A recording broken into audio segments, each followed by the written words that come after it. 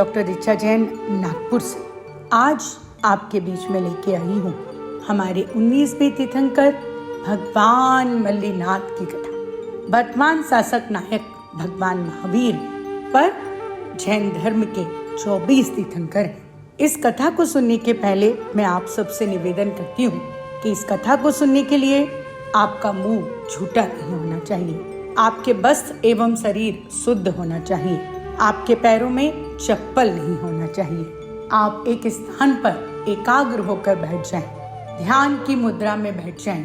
यदि आप जमीन पर बैठ सकते हैं तो सुख आसन लगाकर बैठ जाएं, और यदि आप जमीन पर नहीं बैठ सकते तो कुर्सी में ध्यान की मुद्रा में बैठ जाएं। आपके आगे, आपके पीछे, आपके दाएं, आपके बाएं कोई नहीं है, कोई नहीं है। आप इस धरती पर अकेले आए थे और आज भी इस धरती पर अकेले हैं। इस कथा को सुनने के पहले हम एक ओमकारा करेंगे और उसके बाद इस कथा को प्रारंभ करेंगे।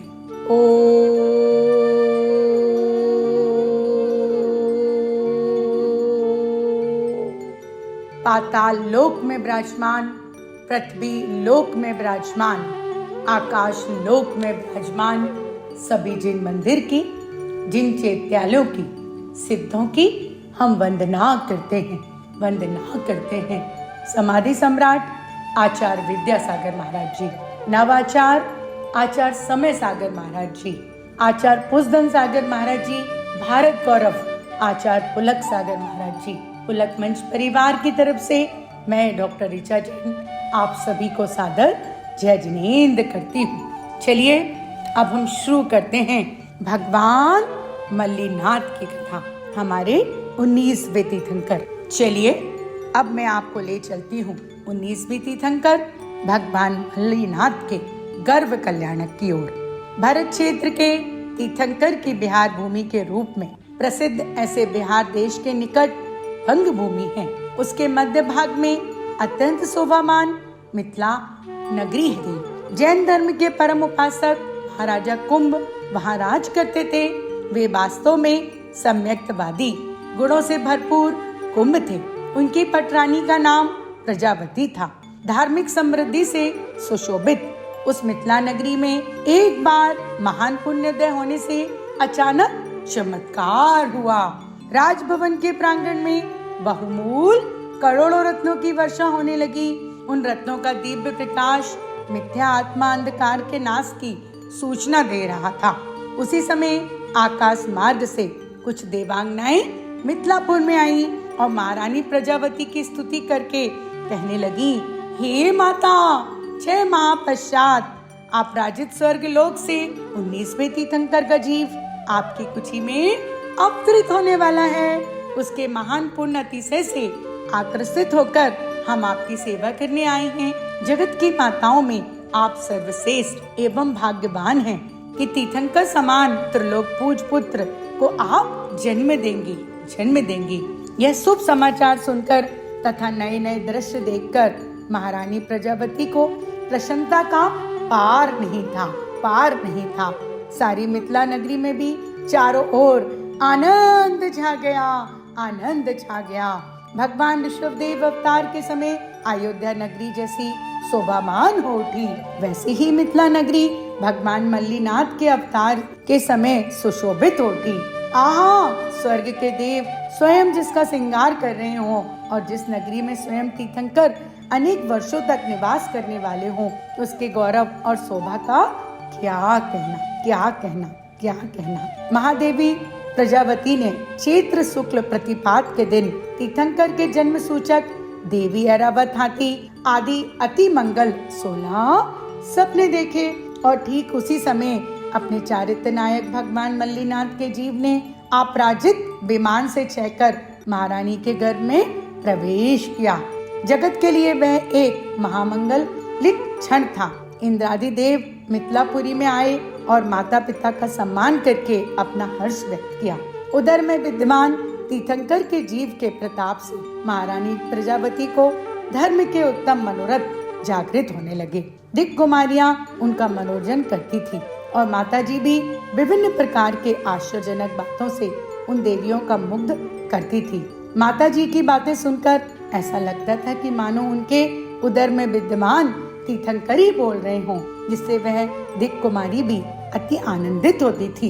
एक बार एक देवी ने माता से पूछा, हे माता, इस संसार में स्त्री पराये निंद मानी जाती है, तथापि उन स्त्रियों में महान सौभाग्यशाली कौन होता है?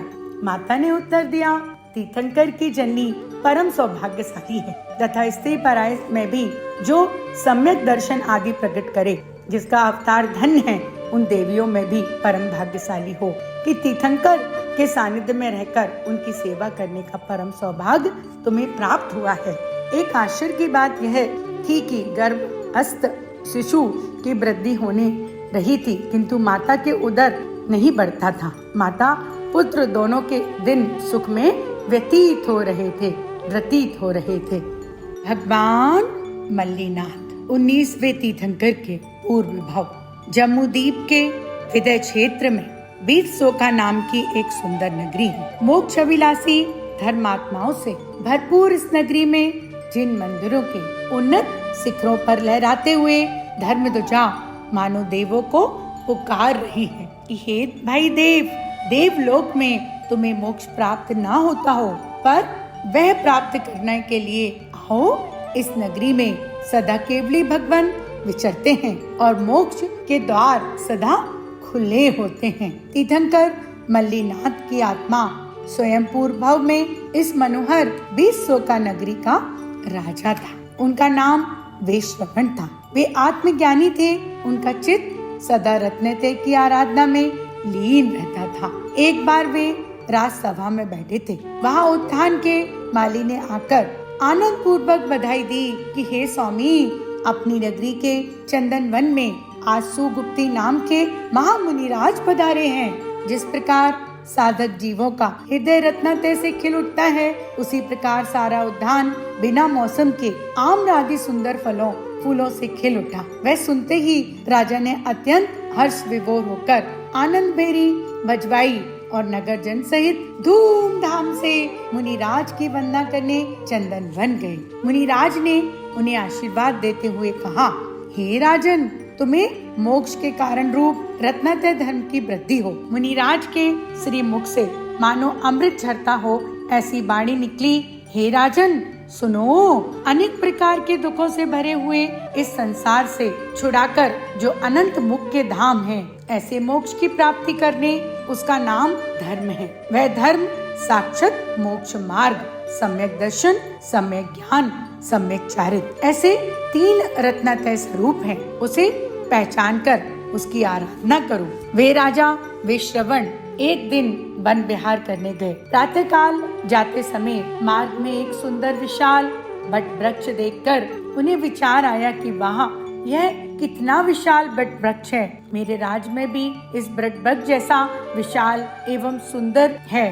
परंतु शाम काल वन विहार करके लौटते समय उन्होंने देखा कि वह सुंदर बट वृक्ष बिजली गिरने से जलकर भस्मीभूत हो गया। ऐसी क्षण भंगुरता देखकर राजा का चित्त संसार से एकदम विरक्त हो गया। अरे, मेरा यह राज और शरीर भोग भी इस बट वृक्ष की भांति क्षण भंगुर है। ऐसा विचार कर उत्तम आहार, वैराग भावना पूर्वक संसार भोगों से उदास होकर तथा शरीर का भी ममत छोड़कर श्रीनाग नामक मुनिराज के पास जाकर उन्होंने जिनेश्वर दीक्षा अंगीकार की और आत्म ध्यान में शुद्ध उपयोग द्वारा सम्यक रत्नतय दशा प्रकट की। रत्नतयधारी उन वैश्रवण मुनिराज ने दर्शन विशुद्धि आदि षोडश कारणा भावना द्वारा तीर्थंकर नाम कर्म बांधा। 12 अंग के ज्ञान द्वारा विशुद्ध केवली हुए। पश्चात 4 आराधना सहित समाधि मरण कर अपराजित विमान में अहमेंद्र हुए। भारत क्षेत्र में 1000 करोड़ वर्ष से कोई तीर्थंकर नहीं है। अब वहाँ 19वें तीर्थंकर का अवतार होने की तैयारी है। अपने यह 19वें अहमेंद्र 6 महीने पश्चात यहाँ से भारत क्षेत्र में 19वें तीर्थंकर के रूप में अवतरित होंगे। अभी उनको मनुष्य लोक में आने के 6 माह शेष थे, परंतु तीर्थंकर प्रवृत्ति के प्रभाव से मनुष्य लोक में कैसे कैसे आश्चर्य एवं चमत्कार होने लगे, वह देखने के लिए हम मिथिलापुर नगरी चलते हैं। तो चलो अब चलें मिथिलापुर नगरी, जहाँ भगवान मल्लीनाथ का जन्म होने वाला है। मार्ग शीर्ष शुक्ला एकादशी का दिन स्वर्ग लोक में इंद्र सभा हो रही है। अनेक प्रकार से संगीत नृत्य द्वारा तथा जिन शासन की महिमा की चर्चा से सर्वत्र आनंद छा रहा है। इतने में अचानक समस्त स्वर्ग लोक दीप घंटा नाद से छन छन छन छन छन छन उठा। इंद्र सन भी डोलने लगे। सब आश्चर्य से पड़ गए कि अरे ये क्या है, इंद्रासन क्यों डोल रहा है। इंद्र ने आश्चर्यचकित होकर अवधि ज्ञान का प्रयोग करके यह जान लिया। आहा, भरत क्षेत्र की मिथिलापुरी में तीर्थंकर का अवतार हुआ है। आनंद महाआनंद। चलो देवो, प्रभु का जन्मोत्सव मनाने मिथिलापुरी में चले। माता प्रजापति ने तीर्थंकर पुत्र को जन्म दिया। सारी नगरी दिव्य प्रकाश से जगमगा उठी। नगरजनों के आनंद का सागर उमड़ पड़ा। आकाश में देवी वाद बजने लगे, रत्न वृष्टि होने लगी। देवों के विशाल समूह सहित इंद्रनानी जय जयकार करते हुए मिथिलापुरी में उतरे। उस समय इतने देव और देवी ठाट बाट देखकर आश्चर्य होता था कि अरे यह मिथिलापुरी है या अमरापुरी। एक देव ने स्वयं ऐरावत हाथी का रूप धारण किया और उसकी शोभा अद्भुत चमत्कारी थी। ऐरावत पर आकर इंद्र महाराजा ने मिथिलापुर नगरी के 3 प्रदक्षिणा करके उनका सम्मान किया। फिर इंद्राणी राजभवन में जाकर बाल तीर्थंकर को गोद में लेकर आ गई। आहा, देवी पराये में इंद्राणी को कदापि पुत्र नहीं होता, परंतु तीर्थंकर समान पुत्र को अपनी गोद में लेते हुए उसके आनंद का पार नहीं रहा। तीर्थंकर के स्पर्श से उसकी आत्मा किसी कल्पनातीत अनुपम सुख का वेदना कर रही थी। स्पर्श से भी परे आत्मा के अतीन्द्र स्वभाव की महिमा का चिंतन करके उस देवी ने अपने सम्यक दर्शन को भी निर्मल कर लिया। उन बाल तीर्थंकर को इंद्र को सौंपते हुए इंद्राणी बोली, आहा देव, आज मेरे जीवन धन्य हो गया। तीर्थंकर को गोद में लेने से मेरा यह इंद्राणी का भव सार्थक हो गया। माता जी के निकट उनकी सेवा से रहने वाली 56 कुमारी देवियों के आनंद का भी आज पार नहीं था। उन्हें विचार आ रहा था कि इंद्राणी तो जन्म कल्याणक मना कर आज ही स्वर्ग में चली जाएगी, जबकि हम तो वर्षों तक बाल तीर्थंकर के साथ रहेंगे और उन्हें प्रतिदिन गोद में लेकर खिलाएंगे। मेरू पर्वत पर ले जाकर इंद्र ने तीर्थंकर के जन्म अभिषेक का अति भव्य महोत्सव किया। मेरू पर ध्यान करने वाले मुनिवर भी वह देखकर जिनेंद्र महिमा में लीन हो गए। विद्याधर भी आश्चर्यचकित एवं मुग्ध होकर तीर्थंकर महिमा देख रहे थे। अरे स्वयं इंद्राणी भी जिन्हें देखकर आनंद से नाच उठे। उन तीर्थंकर की महिमा का क्या कहना। और अभी जब बाल तीर्थंकर की इतनी महिमा है तो केवल ज्ञान को प्राप्त साक्षात भाव तीर्थंकर की महिमा का भी क्या कहना। प्रभु का जन्म अभिषेक करने के पश्चात इंद्र ने जगत के आश्चर्यचकित करने वाले तांडव नृत्य किया और इंद्राणी ने स्वर्ग से लाए हुए सर्वोत्तम वस्त्राभूषण द्वारा भगवान का श्रृंगार किया, मंगल तिलक लगाया। भगवान के चरण में कुंभ कलश का मंगल चिन्ह था, तो ऐसा सूचित करता है कि वह भगवान अमृत के कुंभ हैं। धर्म रूपी अमृत के घट पर उन्हें अंतर में भरे हैं। इंद्र ने मल्ली कुमार को संबोधित पूर्वक 1008 उत्तम गुणों द्वारा प्रभु की महान स्तुति की। आप जैसे चेतन विभूति प्राप्त करने के लिए हम आपका सेवन करते हैं। इस प्रकार विदेह क्षेत्र के मध्य स्थित मेरू पर्वत पर जाकर वहां सिद्ध शिला के समान सुशोभित पांडुप शिला पर मल्ली कुमार प्रभु का जन्म अभिषेक करने के पश्चात वह बाल प्रभु की शोभा यात्रा सहित इंद्र सेना भरत क्षेत्र में आ गई और मिथिलापुर के राजभवन में आनंद में नृत्य नाटक द्वारा पुनः भव्य महोत्सव किया। पिता महाराजा कुंभ एवं माता महादेवी प्रजापति भी सम्मान किया। स्वर्गलोक का राजा इंद्र उनकी नगरी में आकर नृत्य कर रहा है। ऐसे अपूर्व जिन महिमा देखकर अनेक जीव जो जैन धर्म की श्रद्धा से जैन धर्म को अंगीकार कर एक सम्यक दृष्टि हो गए। प्रभु के जन्म उत्सव के हर्ष लक्ष्य से महाराजा कुंभ की भी यह याचकों की इच्छा अनुसार दान दिया। पुत्र जन्म के हर्ष से अपराधी जनों को भी कारागार से मुक्त कर दिया और अपराधी ने भी जिनेंद्र महिमा जानकर अपने हृदय परिवर्तन कर पाप प्रवृत्ति छोड़कर सदाचार युक्त धार्मिक जीवन अंगीकार किया। गली गली और घर घर में ध्वजाएं पताकाएं फहराई जा रही थी, मंगल बधाई के गीत गा जा रहे थे, रंग बिरंगी रंगोली और चौक पूरे जा रहे थे। अपनी नगरी में होनार भगवान का जन्म हुआ है। भगवान मल्लीनाथ 19वें तीर्थंकर, उनका जन्म और युवावस्था एवं शादी का प्रयोजन। 18वें तीर्थंकर अरहनाथ के पश्चात 1000 करोड़ वर्ष बीतने पर 19वें तीर्थंकर मल्लीनाथ हुए। उनका बचपन अनोखा था। उनके साथ देव कीड़ा करने आते थे, कोई हाथों के बच्चों का रूप धारण करने नन्हे से प्रभु को सूंड पर बैठालकर झुलाते और पीठ पर सवारी कराते, कोई बंदर का रूप बनाकर उन्हें हंसाते थे। देवियां बाल प्रभु को झूला झुलाती थी। ज्ञान चेतना से भरपूर उनकी बाल चेष्टाएं देखकर तथा अमृत जैसी मीठी बाणी सुनकर माता पिता एवं प्रजाजन अति प्रसन्न होते और तृप्ति का अनुभव करते थे। अब मल्ली कुमार ने बचपन छोड़कर युवावस्था में प्रवेश किया। उनका शरीर ब्रज समान सुदृढ़, सर्व सुंदर एवं उत्कृष्ट पूर्ण रूप परमाणुओं से निर्मित था। उनकी आयु 55,000 वर्ष थी। उनका शरीर की ऊंचाई 25 धनुष थी। उनके लिए इंद्र स्वर्गलोक से उत्तम तप भोगों प्रयोग की सामग्री भेजता था। युवराज मल्ली कुमार कभी कभी राजसभा को भी सुशोभित करते और वहाँ अन्य न्याय नीति पर धर्म के आश्चर्यजनक चर्चा करके सभाजनों को मुग्ध करते थे। अब तो माता पिता भी पुत्र वधू को देखने के लिए आतुर थे, परंतु कुमार की उदास व्रति देखकर वे आग्रह नहीं कर सकते थे। युवराज मल्ली कुमार अब 100 वर्ष के हो गए। अत्यंत सुंदर रूपवान होने पर भी मुक्ति सुंदरी के सिवा किसी अन्य स्त्री के प्रति आकर्षित नहीं हुए थे। मोक्ष में भी उनका मन लगा हुआ था। एक बार राजा पृथ्वीपति की ओर से अपनी पुत्री रति कुमारी के लिए उनकी मंगनी आई। रति कुमारी अति रूपवती एवं सर्व गुण संपन्न होने से मल्ली कुमार के माता पिता को वह कन्या पसंद आ गई। तब मल्ली कुमार मौन रहे, किंतु उनकी मंद मुस्कान से माता पिता उनकी सहमति समझ गए और तुरंत ही विवाह की तैयारी होने लगी। मग सिर शुक्ला एकादशी उनका जन्म दिवस था और विवाह का भी वह दिन निश्चित हुआ।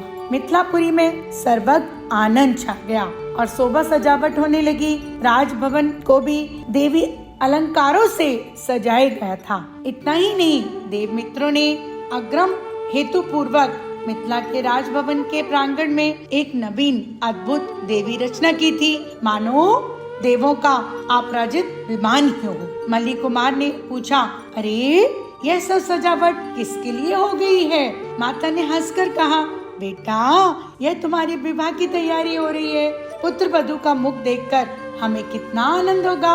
तुम्हारी बारात में जाने के लिए राजा महाराजा भी आ गए हैं। मल्ली कुमार क्षण भर स्तब्ध होकर माता की देखते और फिर बोले, माँ मैं अपनी आत्मा को संसार बंधन में नहीं बांधना चाहता। मुझे तो मुक्ति सुंदरी की चाह है, इसलिए संसार की किसी स्त्री का मोह मुझे नहीं है। मुझे बेहद आत्म साधना करनी है। माता ने कहा, बेटा यह सब तो जानती हूँ, परंतु अभी तो तेरी उम्र ही कितनी है, तू अभी छोटा है। अभी तो राज सुख भोग कर हमें आनंदित कर, फिर आत्म साधना करना। मल्ली कुमार कुछ बोले बिना गहरे विचार में डूब गए। बारात का प्रस्थान हो रहा था।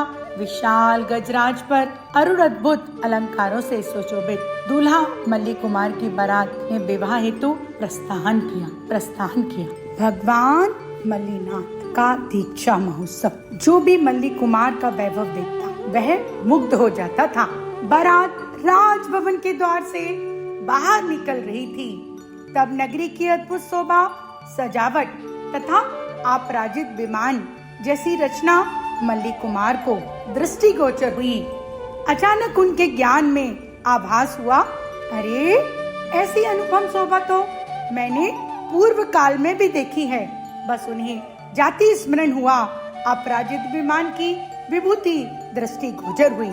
अरे उस स्वर्ग लोक की विभूति के समक्ष इस शोभा का क्या मूल्य है। मैं असंख्यात वर्ष तक स्वर्ग लोक की उस विभूति में रह चुका हूँ, जिसका ममत था उसका भी अंत में तो वियोग ही हुआ। इस छड़मंगुर शोभा के संयोग में आत्मा का क्या लेना देना। आत्मा की शोभा तो रत्नातय के बीतराग भाव से ही है। फिर उन्हें दूसरा भव का ज्ञान हुआ।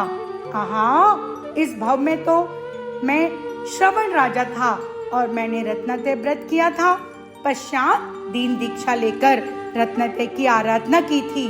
वहाँ से अपराजित विमान में अहमिंद होकर वहाँ की देवी वैभव का असंख्यात वर्ष तक उपयोग किया, तथापि आत्मा की तृप्ति तो नहीं हुई। अब इन तुच्छ भोगों में आसक्त रहना मुझे शोभा नहीं देता। प्रभु मल्ली कुमार का चित्त संसार से विरक्त हो गया। जन्मदिन, विवाह की तैयारी और बैराग, इन तीनों प्रसंग का मानो संगम हुआ है। बारात की साज सज्जा के बदलते अचानक जीन दीक्षा का वातावरण निर्मित हो गया।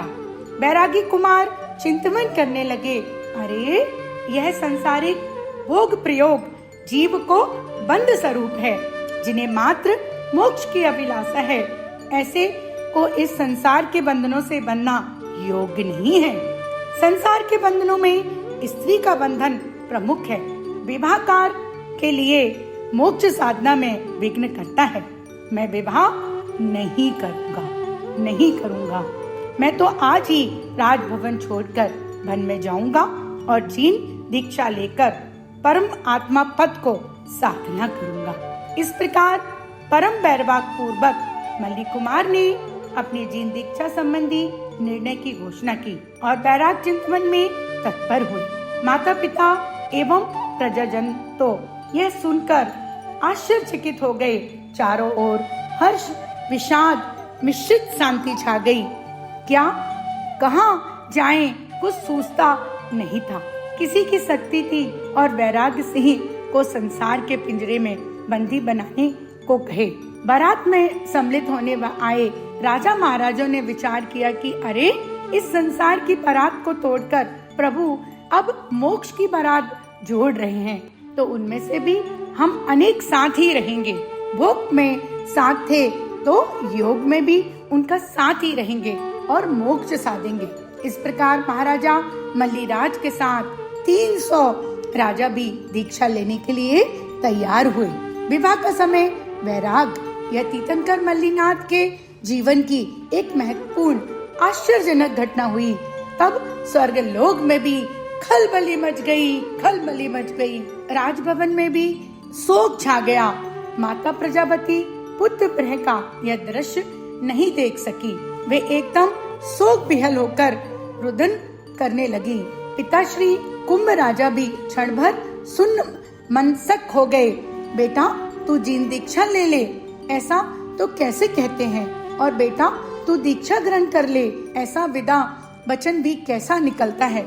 दोनों जानते थे कि वैराग्य पुत्र अब दीक्षा लेकर ही रहेगा, उसे कोई रोक नहीं सकता।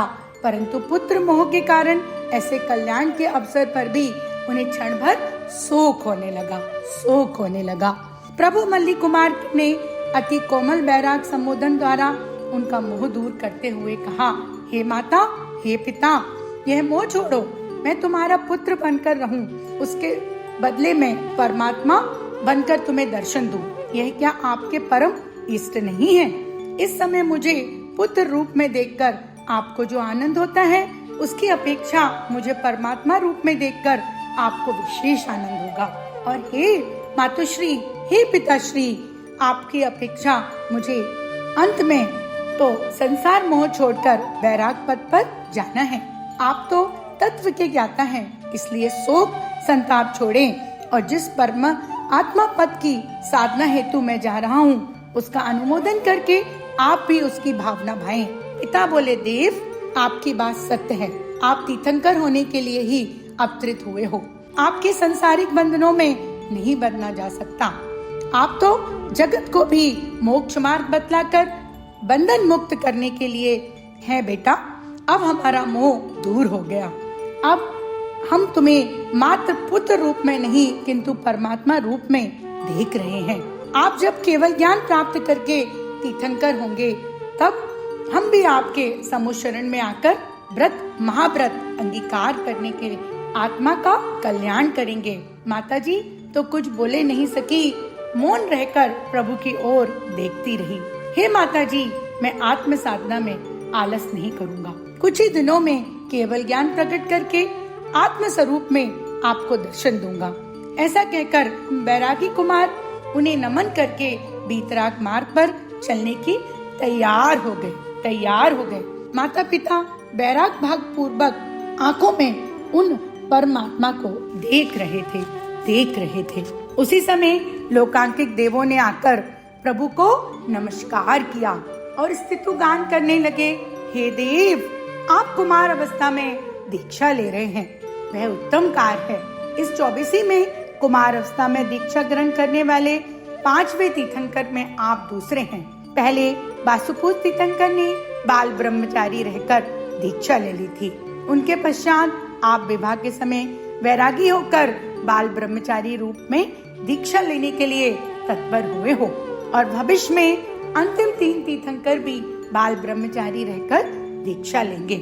हे देव, आप ऐसी रत्ना त्रय विभूति हमें भी प्राप्त हो, ऐसी भावना करके वह देव अपने निवास स्थान पर चले गए। प्रभु का चित्त अपने आत्म चिंतन में लगा हुआ था।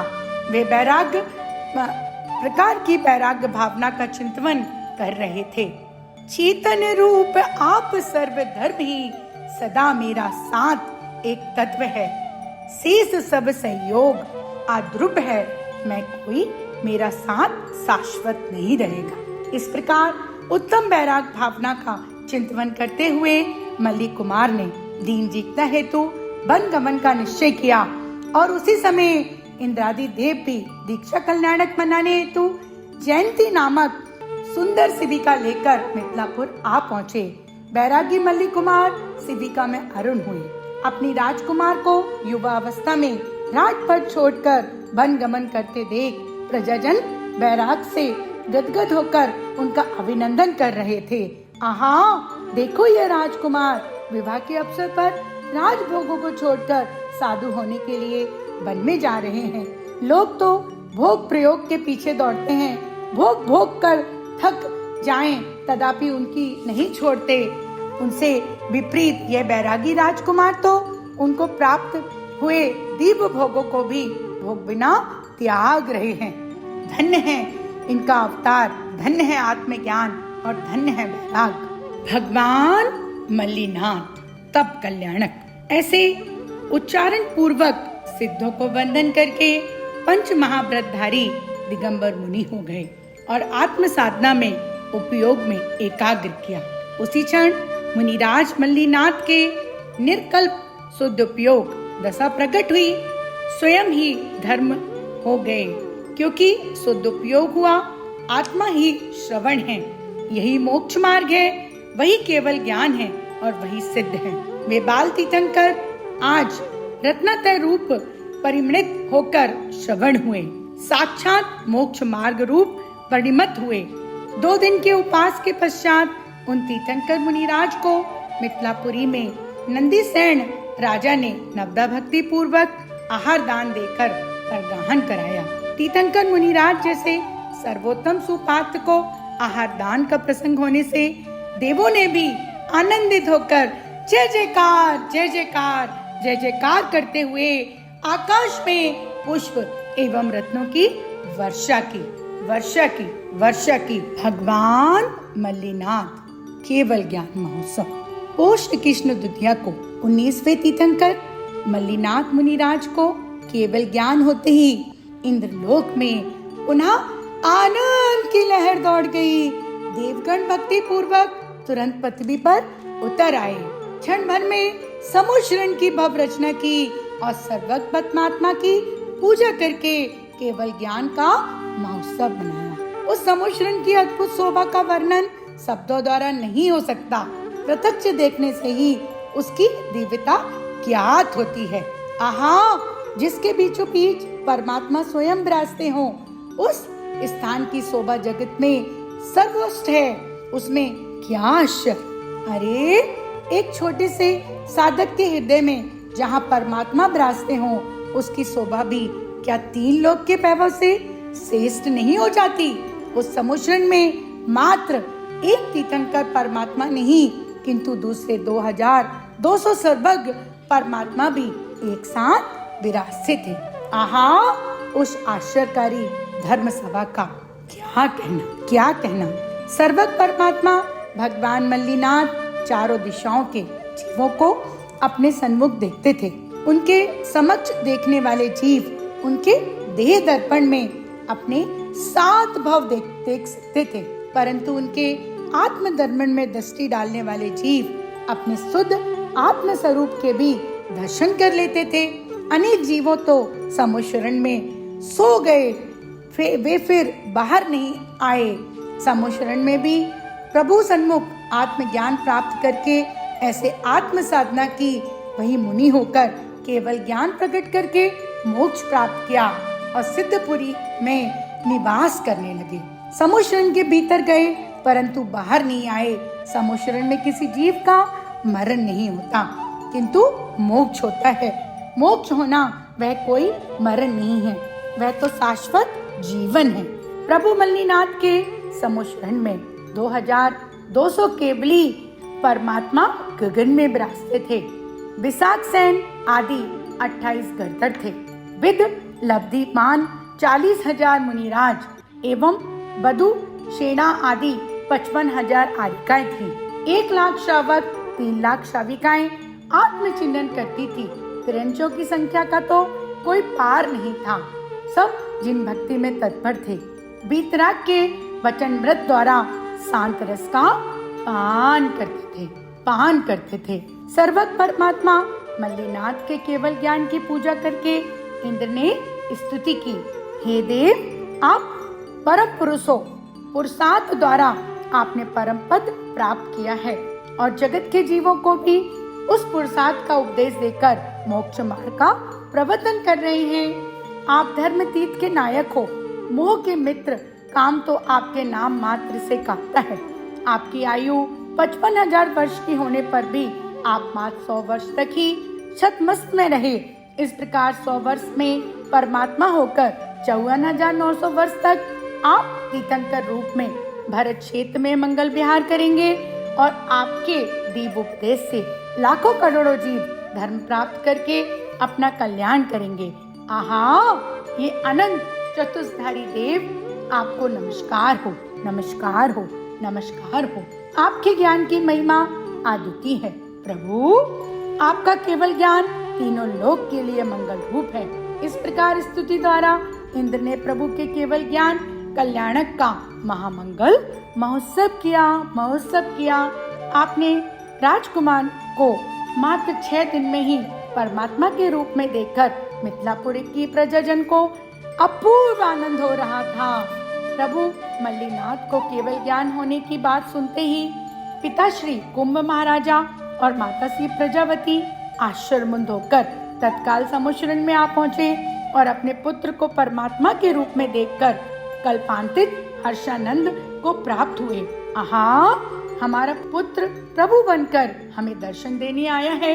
उन्हें तो कल्पना भी नहीं थी कि मात्र 6 दिन में हम अपने लाडले पुत्र को अपनी नगरी में ही भगवान रूप में देखेंगे।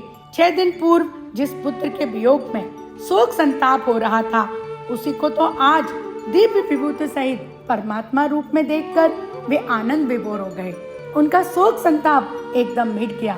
वह आनंद से अधिक समय तक नहीं टिका, क्योंकि प्रभु की वाणी में चेतन के बीतराग स्वरूप की अद्भुत महिमा सुनते ही उन्होंने हर्ष शोक से पार आत्म अनुभव के लिए उपयोग का अंतर्मुख किया। क्षण भर शुद्धोपयोग होकर पश्चात विशुद्ध परिणाम की वृद्धि द्वारा चारित्र दशा ग्रहण करके उन्होंने अपना आत्म कल्याण किया।